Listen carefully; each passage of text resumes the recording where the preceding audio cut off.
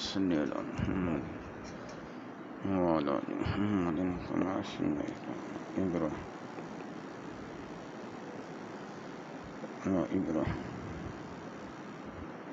رضيت بالله بأسماء محمد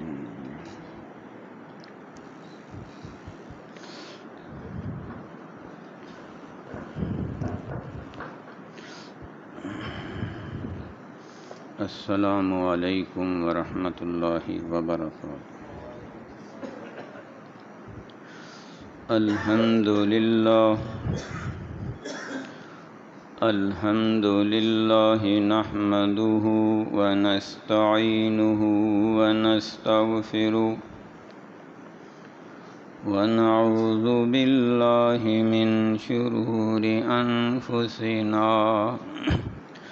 ومن سیئات اعمالنا من يهده الله فلا مضل له ومن يضلله فلا هادي له ونشهد أن لا إله إلا الله وحده لا شريك له ونشهد أن محمدًا عبده ورسوله صلى الله عليه وعلى آله وأصحابه وأهل بيته وسلم اللهم صل على محمد وعلى آل محمد كما صليت على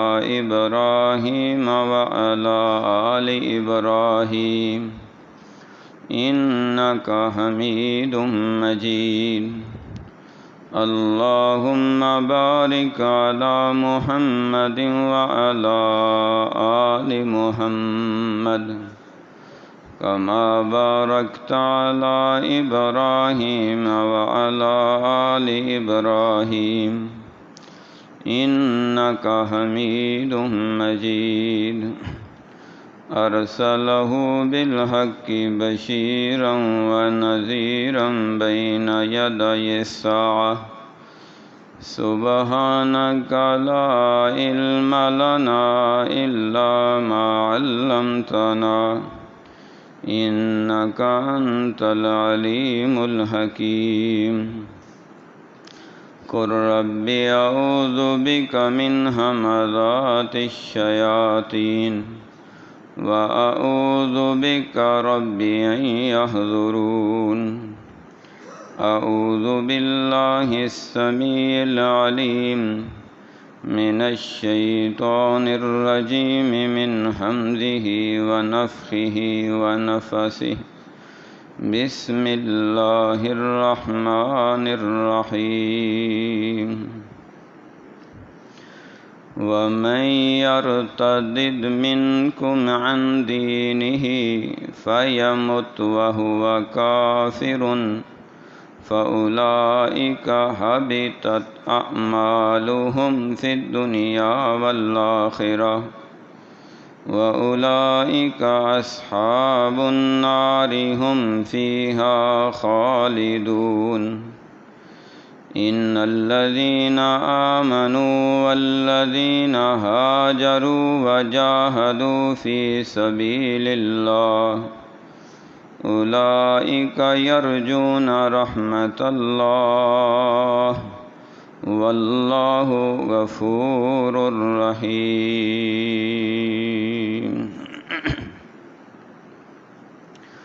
سورۃ البقرہ کی آیت نمبر 217 کا آخری حصہ اور 218 تلاوت کی گئی. اس مقام پہ اللہ رب العزت نے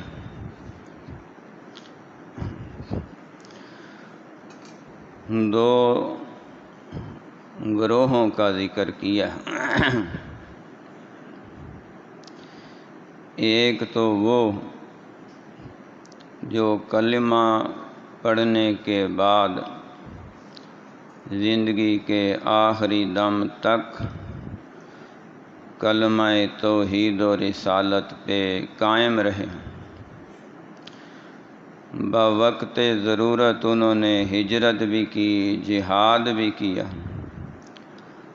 اللہ کی راہ میں جان مال آل سب پیش کیا.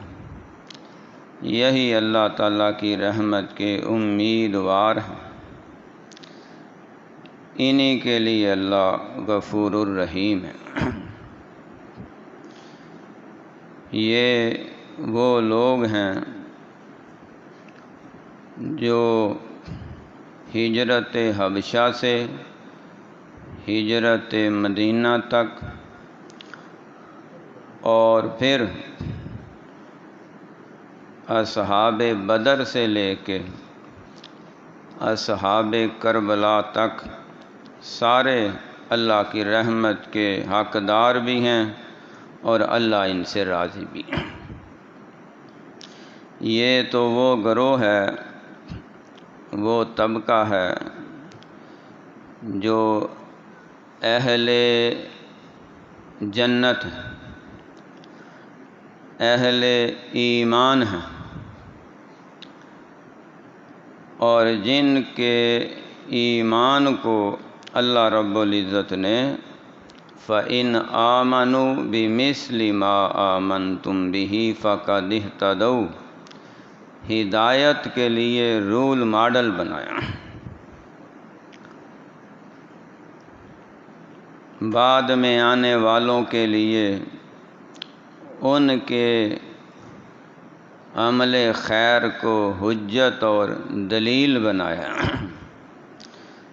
تو یہ اصحاب مصطفیٰ، اصحاب پیغمبر، صحابہ اکرام رضوان اللہ علیہ مجمعین کا گروہ، جنہیں اللہ رب العزت نے اولئک حزب اللہ اپنا گروہ بھی کہا۔ تو ان کے بارے میں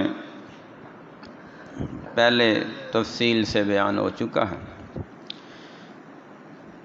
دوسرا وہ طبقہ جو اس مقام پہ جن کا تذکرہ ہوا ہے وہ ہیں وَمَن يَرْتَدِدْ مِنْكُمْ عَنْ دِينِهِ فَيَمُتْ وَهُوَ كَافِرٌ، کلمہ پڑھنے کے بعد مرتد ہو جائیں، دین ترک کر دیں، چھوڑ دیں، اور اسی حالت میں انہیں موت آئے، توبہ نہ کریں، تو فرمایا اولئک حبطت اعمالہم فی الدنیا والآخرہ، ان کے دنیا میں بھی اعمال نیک ضائع کر دیے گئے اور آخرت میں بھی ان کے نیک اعمال کا کوئی بدلہ نہیں ہے، بلکہ اولئک اصحاب النار، یہ تو آگ میں جانے والے ہیں، یہ اصحاب نار ہیں، آگ میں جانے والے، ہم فیہا خالدون، وہ اس میں ہمیشہ رہیں گے، نکالے نہیں جائیں گے۔ کسی نبی ولی پیر پیغمبر کی شفاعت ان کے حق میں نہ ہوگی نہ قبول ہوگی۔ مرتد کون ہوتا ہے؟ آج کا موضوع ہے۔ پہلے بیان ہو چکا ہے کہ حضور اکرم صلی اللہ علیہ وسلم جب دنیا سے تشریف لے گئے تو اس وقت کلمہ پڑھنے والوں کے 3 بڑے گروہ تھے۔ ایک تو وہ ہیں جنہیں ہم صحابہ اکرام کہتے ہیں، جو آخری دم تک دین پہ قائم رہے اور انہوں نے دین اگلی نسلوں تک، امت تک، قیامت تک کے لیے پوری دنیا میں پھیلایا ہے۔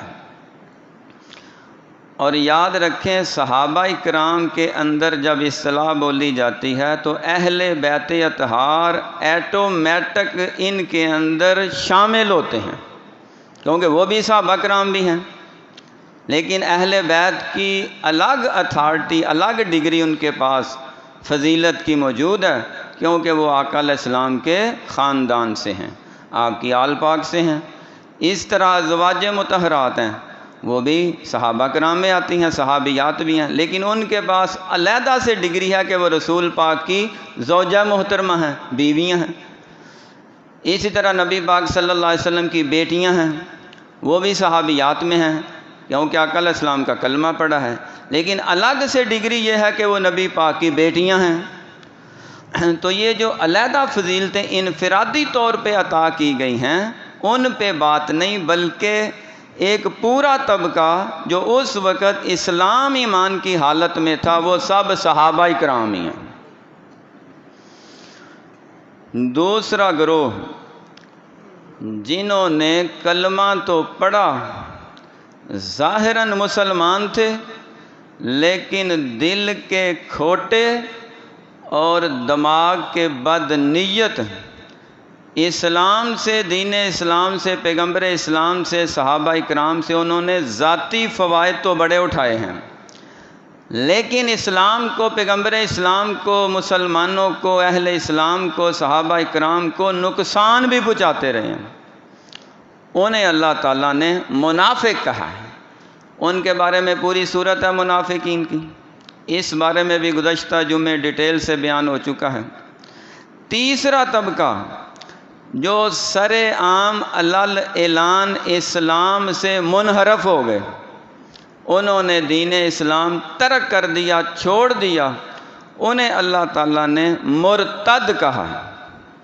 اب یاد رکھیں، ایک اصطلاح دوسری اصطلاح پہ، ایک نام دوسرے نام پہ، ایک طبقہ دوسرے طبقے پہ کبھی بھی شامل ہو ہی نہیں سکتا۔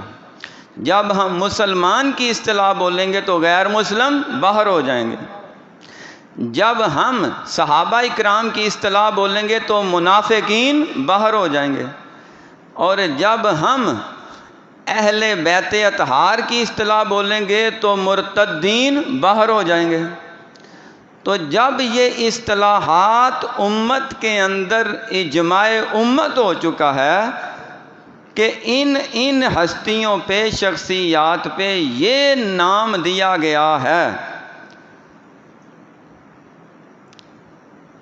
تو دوسرا طبقہ یا اس طبقے کا کوئی ایک بندہ بھی پہلے طبقے والوں میں نہ شامل ہو سکتا ہے، نہ وہ نام اپنے اوپر نامینیٹ کر سکتا ہے۔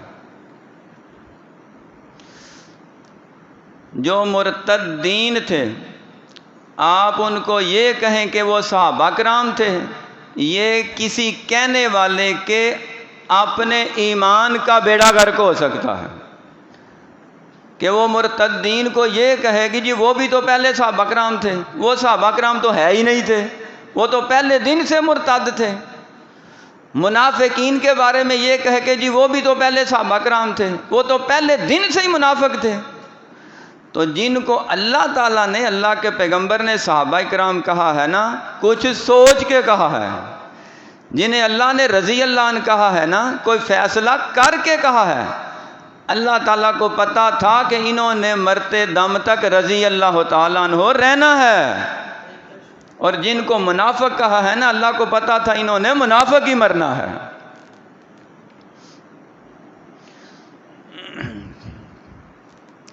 مرتد کون ہوتا ہے؟ قرآن پاک میں لکھا ہے یہودی بڑے چلاک تھے، بڑے ہوشیار، چال باز، چرب زبان۔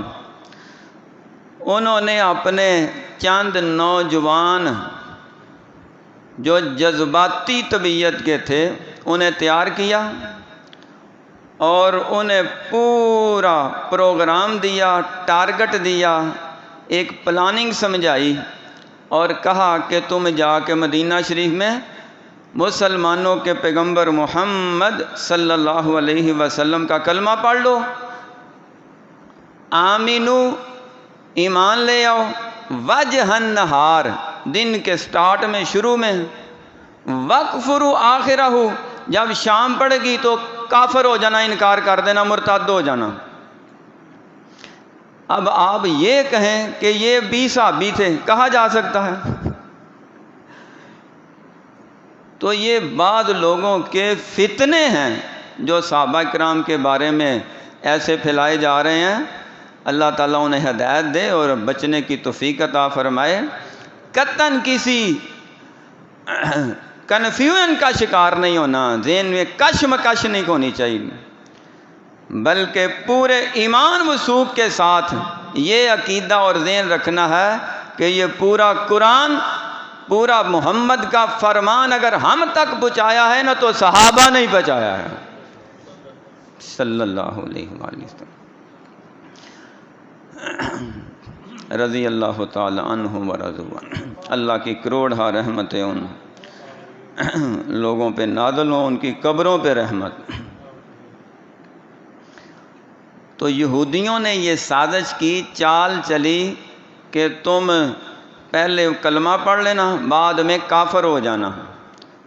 تو ہوگا کیا؟ لعلہم یرجعون، ہو سکتا ہے کچھ مسلمان ہو کے وہ بھی تمہیں دیکھ کے وہ بھی کافر ہو جائیں، وہ کہیں گے جی ہمیں تو یہ دین پسند ہی نہیں آیا۔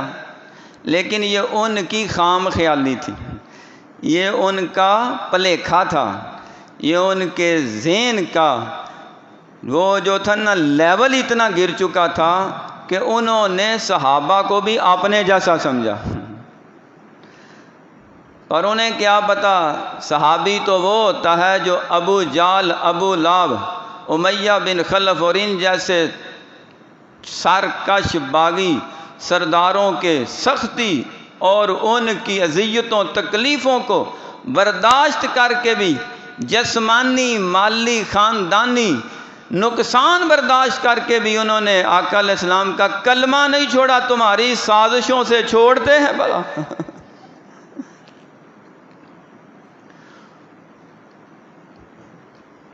وہ مرتد ہو گئے، وہ پہلے دن سے ہی مرتد تھے، ان کا ذہن ہی یہ تھا۔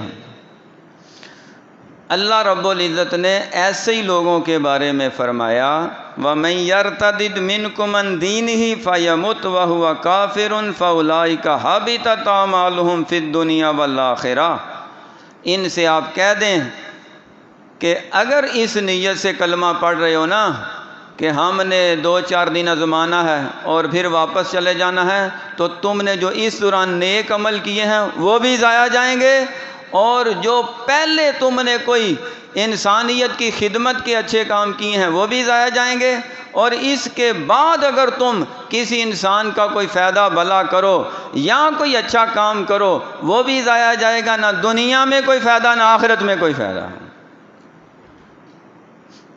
بلکہ الٹا اصحاب النار ہم فیہا خالدون، جہنم میں ہمیشہ رہو۔ تو بننا کیا ہے؟ مرتد نہ بنو، مومن بنو۔ ان الذین آمنوا والذین ہاجروا وجاہدوا فی سبیل اللہ اولئک یرجون رحمت اللہ واللہ غفور الرحیم۔ اگر کلمہ پڑھا ہے، مومن مسلمان بن گئے ہو، تو پکے سچے سچے مخلص رہنا، تکلیفیں آئیں برداشت کرنا، مصیبتیں آئیں برداشت کرنا، اذیتیں آئیں برداشت کرنا، مالی جانی خاندانی جو بھی مسائل ہو انہیں خندہ پیشانی سے سینہ تان کے آقا علیہ الصلوۃ والسلام کی محبت میں، اسلام ایمان کی محبت میں، اللہ تعالیٰ کی محبت میں سب کچھ برداشت کر لینا۔ اللہ تعالیٰ تمہیں زندہ سلامت چلتے پھرتے لوگوں کو جنت کی ضمانت دیتے۔ یہ ہیں وہ لوگ جو مرتد نہیں ہوئے، جنہوں نے اسلام لانے کے بعد اسلام ایمان کو اپنے اوپر اپنے جسم پہ لاگو بھی کیا اور آخری دم تک اس پہ قائم بھی رہے، انہیں کہتے ہیں مستقیم، جو اپنے استقامت کے راہ پہ ڈٹ کے رہیں۔ انہیں تو اللہ تعالیٰ نے کہا ان الذین قالوا ربنا اللہ ثم استقاموا تتنزل علیہم الملائکۃ الا تخافوا ولا تحزنوا وابشروا بالجنۃ التی کنتم توعدون نحن اولیاؤکم فی الحیات الدنیا وفی الآخرہ ولکم فیہا ما تشتہی انفسکم ولکم فیہا ما تدعون نزلا من غفور الرحیم۔ اللہ نے جس طرح انبیاء کو ساری کائنات سے الگ کر کے منتخب کیا، اسی طرح نبیوں کے صحابہ کو بھی ساری کائنات سے الگ کر کے پیغمبر کی خدمت کے لیے خاص کر لیا۔ نبی اپنی مرضی سے نہیں بنتے، اللہ کی مرضی سے بنتے، اور پیغمبر کے صحابی بھی اپنی مرضی سے نہیں بنتے، اللہ کی مرضی سے بنتے۔ نہ قیامت تک اب کوئی نبی آنا، نہ قیامت تک اب کسی نے صحابی بننا ہے۔ اللہ تعالیٰ نے ان کو دنیا میں ہی جنتوں کے سرٹیفکیٹ دے دیے تھے، اور انہیں یہ خوشخبری سنائی کہ 2-4 یہ دن زندگی کے مشکلات میں آسانیوں میں جیسے کیسے ہوتے ہیں بسر کر لو، آنکھ بند ہونے کی دیر ہے، اللہ نے تمہارے لیے وہ انعامات، وہ نعمتیں، وہ جنتیں تیار کی ہیں جو کسی نے دیکھی بھی نہیں ہے۔ اللہ آپ دسترخوان سجائیں گے، فرشتے خدمت کے لیے ہوں گے، حور و غلمان نوکر چاکر ہوں گے، اور سب سے پہلے مہمان کون ہوں گے؟ محمد کے صحابہ ہوں گے، آقا علیہ السلام کے اہل بیت ہوں گے، ایمان والے اسلام والے ہوں گے، پیغمبر علیہ السلام کی زوجہ محترمہ امہات المومنین ہوں گی، سب سے پہلے جنت کے مہمان ہوں گے، بناتے پیغمبر ہوں گے، نبی پاک کی بیٹیاں بیٹے ہوں گے، نواسے نواسیاں ہوں گے، جنہوں نے جانیں قربان کر دی، مال قربان کر دیا، آل قربان کر دیا، نہ دین چھوڑا، نہ اسلام چھوڑا، نہ پیغمبر کو چھوڑا، نہ رب رحمان کو چھوڑا۔ ایک طرف تو یہ طبقہ، ان کا تعارف دوبارہ اس لیے ریپیٹ کیا گیا ہے تاکہ باقی آنے والا موضوع سمجھ آ سکے۔ دوسرا وہ طبقہ جو کلمہ پڑھنے کے بعد ذاتی فوائد کے لیے آئے اور مرتد ہو گئے، کچھ فائدے انہیں ملے اور کچھ نہ ملے تو منحرف ہو گئے۔ جیسے کوئی کسی پارٹی کو جوائن کرتا ہے شرائط کے ساتھ کہ یہ شرطیں ہوں گی تو میں اس میں رہوں گا، وگرنہ میں یو ٹرن لے کے ڈبلیو ٹرن لے کے ایکس وائی زیڈ ہو جاؤں گا تو پھر جاؤں گا۔ تو جس کی نیت ہی پھرنے کی ہے اس نے کبھی نہ کبھی پھرنا ہی پھرنا ہے، اور جو مخلص ہے اپنے لیڈر کے ساتھ، اپنی جماعت کے ساتھ، اپنے قائد کے ساتھ، وہ اقتدار میں ہو تب بھی، اپوزیشن میں ہو تب بھی، وہ جیل میں ہو تب بھی، ریل میں ہو تب بھی، ہوائی جہاز پہ ہو تب بھی، تخت پہ ہو تب بھی، تختہ دار پہ ہو تب بھی، وہ اپنے نظریات کو، عقائد کو نہیں چھوڑتا، کیونکہ وہ مخلص ہے۔ تو جنہوں نے پھر جانا تھا نا، ان کے بارے میں فرمایا یہ ہیں کون؟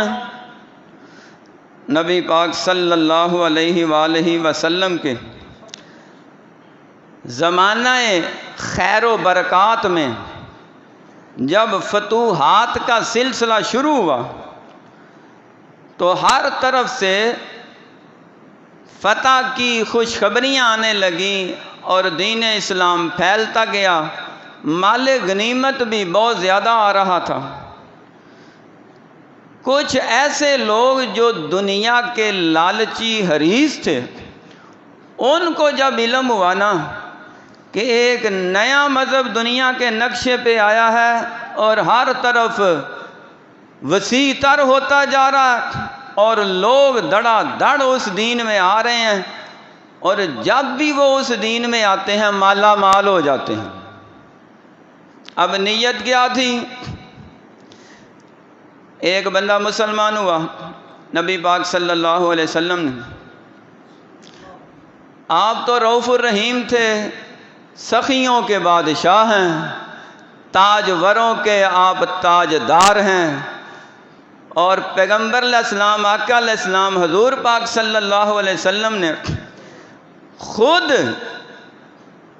مسکینی اور عارضی زندگی اور گزارے مافک زندگی اور چند روزہ زندگی میں اتنا رکھا ہے جتنے سے دن رات کا گزارا ہو جائے، باقی تو آپ تقسیم کرتے جا رہے ہیں۔ ایک آدمی مسلمان ہوا، کسی قبیلے کا سردار تھا، تو آقا علیہ السلام نے دیکھا کہ اس قبیلے کے لوگ جو ہیں نا وہ شوق اور ذوق رکھتے ہیں دین اسلام میں آنے کا، تو ان کو تھوڑی ترغیب دی جائے۔ ترغیب کے طور پہ مال و دولت زکوٰۃ کے مال سے بھی غیر مسلم کو دینا جائز ہے، آج بھی جائز ہے، جب کہ پتہ ہو کہ یہ اسلام میں انٹرسٹ رکھتے ہیں۔ تو حضور پاک صلی اللہ علیہ وسلم نے اس کو 1000 بکریاں دے دیں۔ وہ واپس اپنے گھر جانے لگا نا، تو 1000 بکریاں لے کے جب وہ اپنے گاؤں پہنچا تو انہوں نے کہا بھائی کمال ہے، یہ کہاں سے ملی؟ اس نے کہا جی پہلے میری بات سنو، میں نے اپنا دین بدل لیا۔ کہ کون سا دین بدلا؟ باپ دادے کا دین چھوڑ کے نا میں نے مدینے والے کا دین قبول کر لیا۔ اچھا وہ جو ہم سنتے تھے تم نے کلمہ پڑھ لیا مسلمان؟ ہاں، تو یہ دیکھو بہاریں ہیں۔ اب انہوں نے جب یہ دیکھا نا مال و دولت، تو مال و دولت دیکھ کے تو جناب وہ بھی کہنے لگے جی شام سے پہلے ہم بھی وہاں پہنچنا چاہتے ہیں تاکہ ہم بھی مسلمان ہوں اور 1000 بکریاں لے کے ہیں۔ اب بتائیں وہ کس لالچ میں مسلمان ہو رہے ہیں؟ انہوں نے سمجھایا کہ دین اسلام اس لیے قبول نہیں کرتے کہ دنیا کا مال ملے، دین اسلام اس لیے قبول کرتے ہیں کہ آمنہ کا لال ملے۔ سب سے اعلیٰ اولا ہمارے نبی، سب سے اعلیٰ بالا ہمارے نبی، خلق سے اولیاء، اولیاء سے انبیاء، انبیاء سے بھی اعلیٰ ہمارے نبی صلی اللہ علیہ وآلہ وسلم۔ ہم نے دنیا کے مال کے لیے کلمہ نہیں پڑھا، ہم نے تو آمنہ کے لال کے لیے کلمہ پڑھا۔ اس دنیا میں بھی اور اس دنیا میں بھی ہمیں کچھ ملے یا نہ ملے، آقا مل جائیں ساری کائنات مل گئی ہے۔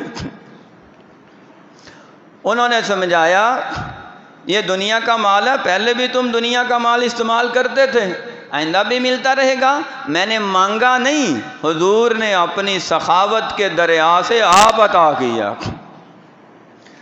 تم جاؤ بغیر کسی شرط کے مسلمان ہونا اور مانگنا نہیں، خود نبی اگر عطا کر دے تو اس میں اللہ برکت بھی ڈال دیتے ہیں۔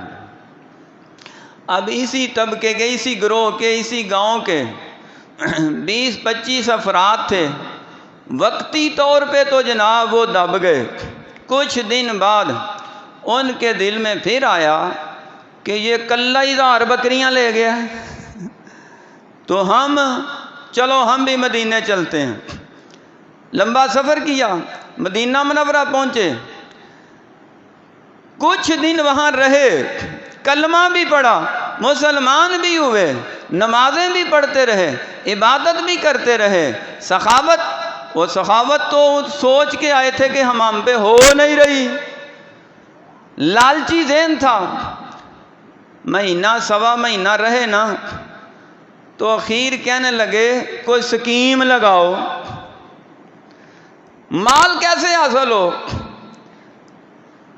جو بندے جاسوسی کا ذہن رکھتے ہیں نا وہ اپنے ٹارگٹ تک پہنچ ہی جاتے ہیں۔ جو بندہ جمعہ پڑھنے آیا نا وہ جمعہ پڑھے گا، اور جو جوتا لینے آیا وہ جوتا لے کے جائے گا۔ ایک جمعہ پڑھنے والا، ایک جوتا چوری کرنے والا۔ اب آئے تو دونوں مسجد میں ہیں، لیکن نیت کس کی کیا ہے اللہ جانتے ہیں۔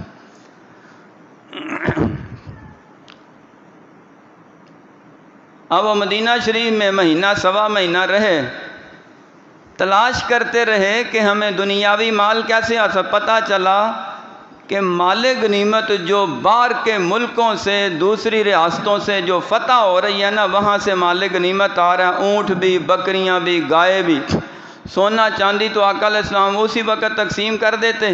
اور یہ اونٹ، بکریاں، گائے، جو گھوڑے وغیرہ رکھے ہوئے تھے اگلی جنگ میں استعمال ہونے کے لیے، اسے کہتے ہیں مال غنیمت۔ مال غنیمت کے یہ جانور شہر سے باہر ایک حویلی ہے وہاں رکھے ہوئے ہیں، چلو اور کچھ نہیں تو یہی لے جاتے ہیں۔ کہنے لگے جی یا رسول اللہ صلی اللہ علیہ وسلم، ہمیں دین تو بڑا پسند آیا، لیکن یہاں کی جو ہے نا آب و ہوا راس نہیں آئی اور ہمارے پیٹ خراب ہو گئے ہیں، موشن لگ گئے ہیں، طبیعت بڑی کمزور ہے، نکاہت ہے، سستی ہے، تو ہم تو چونکہ وہاں بھی جانور رکھے ہوئے ہیں، اونٹ گائے بکریاں، تو یہاں بھی ہمیں کوئی ایسا شغل دیں، ہمیں ایسا کام دیں کہ ہم جانوروں کے اندر رہنا چاہتے ہیں۔ یہ شہر کے لوگ کھیتی باڑی کرتے ہیں، ہمیں یہ پسند نہیں ہے، نہ یہ ہمارا پروفیشن ہے۔ یہاں باغات ہیں اور کھجوروں کے باغ، یہ ہمیں کوئی اچھے نہیں لگتے۔ اللہ اکبر! وہ مدینے کے کھجوروں کے باغ انہیں اچھے نہیں لگتے، توبہ! اور ہم تو ان باغوں کی زیارت کے لیے لاکھوں روپیہ خرچ کرتے ہیں کہ وہ دن آئے کہ ہم وہ باغ دیکھیں جو پیارے نبی نے اپنے ہاتھوں سے لگایا تھا۔ چاہے بس کے اندر ہی ایک نظارہ ہو جائے، دل باغ باغ ہو جاتا وہ باغ دیکھ کے۔ ان بے ایمانوں کو وہ باغ اچھے نہیں لگے۔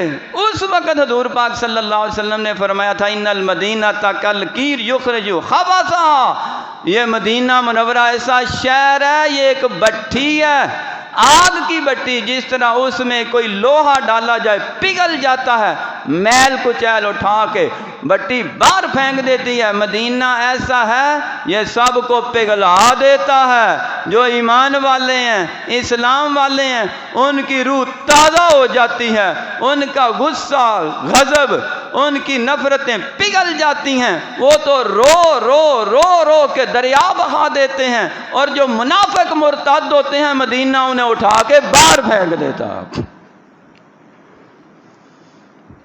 شہر سے باہر جانوروں کی حویلی تھی، اونٹ وغیرہ تھے، فرمایا تم جاؤ اور وہاں جا کے نا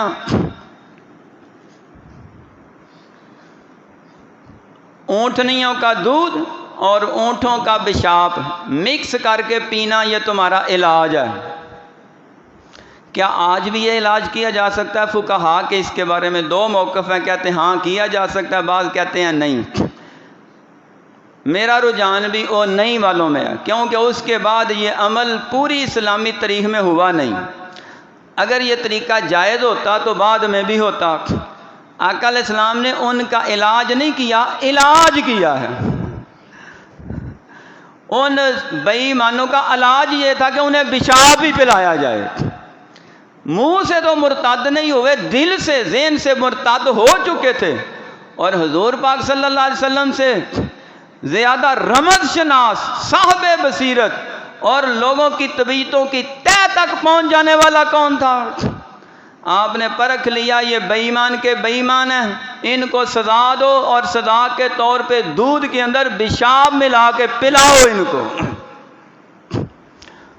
میں جاؤ باہر، وہ دنیا کے مال کے لیے پیشاب پینے پہ بھی راضی ہو جائے،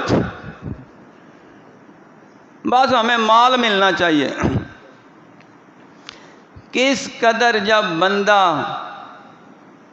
طہارت سے، پاکیزگی سے، توحید سے، ایمان سے، اسلام سے پلٹ کے نجاست کی طرف، شرک کی طرف، بدعات کی طرف اور ارتداد کی طرف، منافقت کی طرف پلٹتا ہے نا، تو اس کے اندر بھی گند ہوتا ہے، باہر بھی گند ہوتا ہے۔ انہوں نے دودھ بھی یا پیشاب مکس کر کے چند دن ان کی وہ ایک گیم تھی، جب مدینے والے غافل ہو گئے نا کہ بس ٹھیک ہے وہ وہاں رہ رہے ہیں، تو انہوں نے دیکھا کہ ایک دو چرواہے ڈیوٹی پہ مامور تھے، ان چرواہوں کو انہوں نے اذیت ناک قسم کی طرح شہید کیا ہے۔ ویسے بھی باندھ کے جا سکتے، بھائی ان کو باندھ دیا، اونٹ چرا کے بھاگ گئے، لیکن مرتد تھے نا، دل میں نفرت تھی، اور نفرت کا اظہار کیسے کیا؟ جو چرواہے تھے حضور پاک صلی اللہ علیہ وسلم کی طرف سے مامور، ان کے ہاتھ پاؤں باندھے رسیوں کے ساتھ، پھر سخت ترین دھوپ میں، عرب کی گرمی بھی شدت کی ہے، ان کے ہاتھ کاٹے، پاؤں کاٹے، وہ تڑپتے رہے، پھر ان کی زبانیں کاٹی، بول نہ سکیں، پھر ان کی آنکھوں میں گرم کر کے نہ لوہے کی سلاخیں وہ پھیری گئیں، اور جو رہی صحیح جان باقی تھی نا ایسے برچیاں لے کے جسم کا کیما کرتے رہے۔ استغفر، اتنے بے رحم بے ایمان مرتد۔ کہیں دوسری حویلی کا کوئی بندہ یہ منظر دیکھ رہا تھا، یہ اونٹ چرا کے بھاگ گئے تو اس نے دوڑ لگائی، شہر میں آ کے اونچی جگہ کھڑے ہو کے آواز دی، مدینے والوں تمہارے وہ چرواہوں کو مار بھی گئے ہیں اور مال بھی چرا کے بھاگ گئے ہیں۔ آقا علیہ السلام نے اسی وقت اپنے بندے تیار کیے اور انہیں دوڑایا، گھوڑے لے تلواریں لی، میں انہیں جانے نہیں دینا، گھیر لو ان کو۔ صحابہ تو پھر صحابہ اتنی پھرتیلی سے، جان فشانی سے، جان ساری سے پہنچے، ان کو چاروں طرف سے گھیر لیا، فرمایا اسی جگہ لے کے آؤ ان کو۔ وہیں لا کے اسی طرح ان کے ہاتھ پاؤں باندھے گئے، ان کے ہاتھ پاؤں کاٹے گئے، ان کی زبانیں کاٹی گئیں، آنکھوں میں سلائیاں پھیری گئیں، تڑپ کے مر گئے۔ فرمایا پوری دنیا کو بتا دو، اس طرح پلٹ کے فرمایا الا انہم ھم السفہاء، جو میرے نبی کے صحابہ کو بیوقوف کہتا ہے، اللہ وہی الفاظ ان کے اوپر مار رہے ہیں۔ صحابہ کی غصے کو برداشت ہے، وہ مرتد تھے، ارتداد کی موت مرے ہیں۔ انہی کے بارے میں اللہ تعالیٰ نے پھر یہ آیتیں نازل فرمائیں اور آنے والی قوم اور امت کو بتایا کہ اے ایمان والو اب اعلان کرو، من یرتد منکم عن دینہ فسوف یأتی اللہ بقوم یحبہم ویحبونہ یحبہم ویحبونہ اذلۃ علی المؤمنین اعزۃ علی الکافرین یجاہدون فی سبیل اللہ ولا یخافون لومۃ لائم ذالک فضل اللہ یؤتیہ من یشاء واللہ واسع علیم۔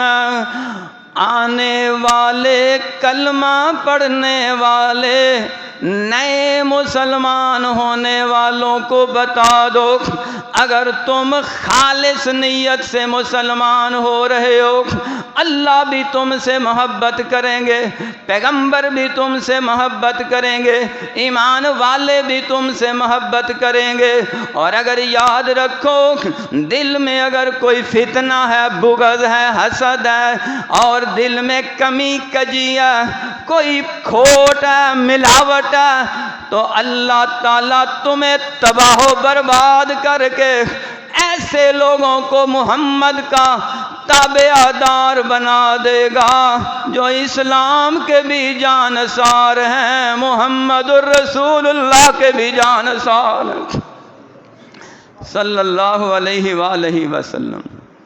مت سمجھو کہ ہمارے اسلام میں دین میں آنے سے دین اسلام کو فائدہ ہوگا، اگر ہم نے دین چھوڑ دیا تو پتہ نہیں یہ عمارت گر جانی ہے، تمہارے آنے اور نہ آنے سے کوئی فرق نہیں پڑے گا، اگر تم واپس جاؤ گے تمہارا نقصان ہے۔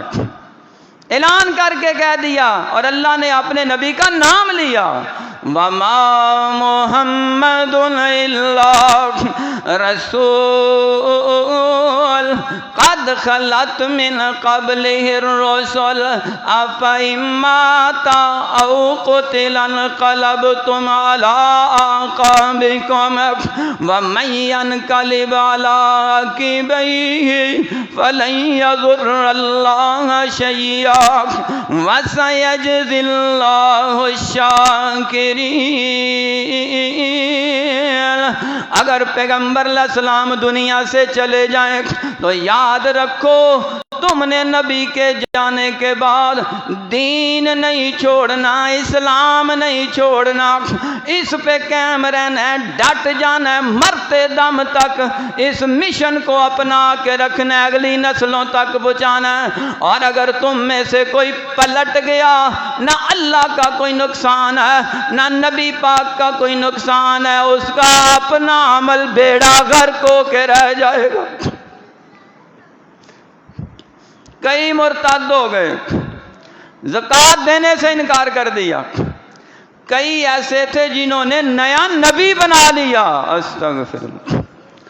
اسود انسی آیا، مسلمہ کذاب آیا، کلمہ پڑھا، شرائط طے کی، اے جی ہمیں اپنے بعد یا تو خلافت دیں کہ آپ کے دنیا سے جانے کے بعد خلیفہ میں ہوں گا، یہ مسلمہ نے شرط لگائی، یا پھر جتنی ریاست اسلام کے زیر نگیں آ چکی ہے آدھی میری آدھی آپ کی۔ فرمایا تو آج مسلمان ہو رہا ہے، میں نے یہ شرطیں کبھی ان سے طے نہیں کی، نہ انہوں نے مجھ سے طے کی ہیں جو 23 سال تک اسلام کی خاطر مارے کھاتے رہے ہیں۔ تو پہلے دن ہی شرطیں لگا رہا ہے۔ آپ کے ہاتھ میں چھڑی تھی، فرمایا اگر یہ چھڑی تم یہ بھی مانگو نا یا اتنی زمین مانگو وہ بھی تمہیں دینے کے لیے تیار نہیں، کیونکہ زمین میری نہیں، زمین عرش والے کی ہے، وہ جسے چاہتا ہے عطا کر دیتا ہے۔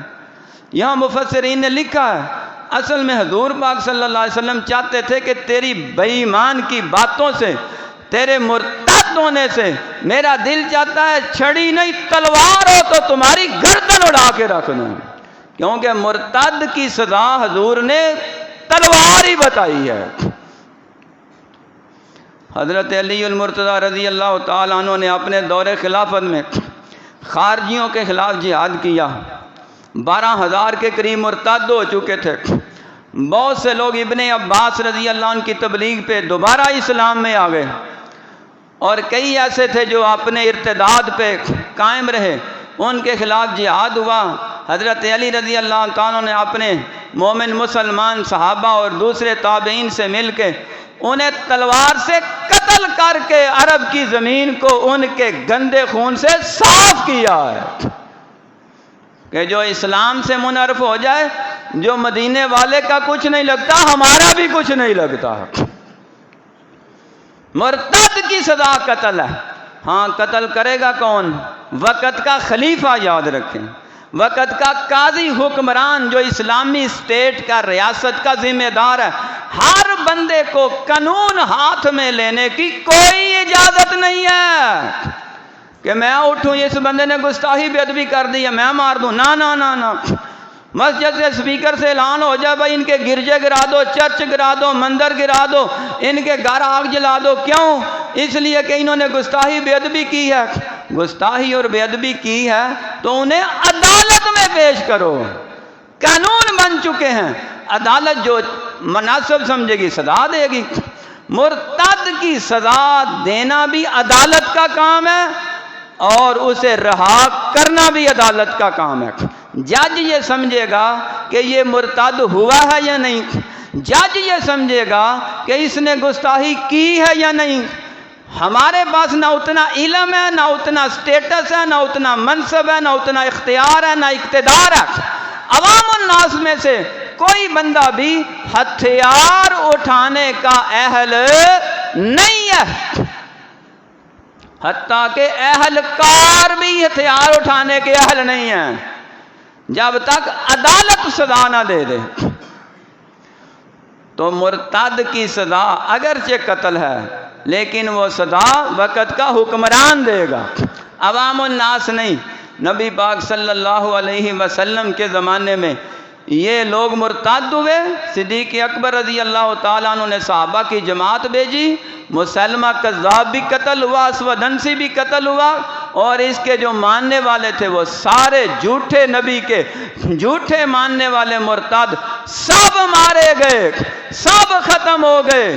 زمانے بیت گئے، حالات بیت گئے، واقعات بیت گئے، سورج چڑھتا رہا، غروب ہوتا رہا، آندیاں چلتی رہیں، طوفان آتے رہے، بارشیں ہوتی رہیں، دن رات بدلتے رہے، مہینے سالوں میں، سال صدیوں میں، صدیاں ہزاروں سالوں میں بیت گئی، قیامت آ سکتی ہے، محمد کا نہ دین بدل سکتا ہے، نہ قرآن بدل سکتا ہے، نہ آقا کا فرمان بدل سکتا، وہ قیامت تک کے لیے ہے۔ ہم اسی کتاب کے، اسی نبی پاک کے فرمان کے ماننے والے ہیں، اور مرتے دم تک اپنے پیغمبر حضور نبی کریم حضرت محمد سب کو صلی اللہ علیہ وآلہ وسلم کے لائے ہوئے چھوڑے ہوئے دین پر مرتے دم تک قائم رہیں گے، اور اسی انشاءاللہ ایمان اسلام کی حالت میں قبروں میں جائیں گے، قبروں سے اٹھائے جائیں گے، اور حضور کی شفاعت نصیب ہوگی۔ اللہ تعالیٰ سب کے نصیب میں فرمائے۔ وما علینا الا البلاغ۔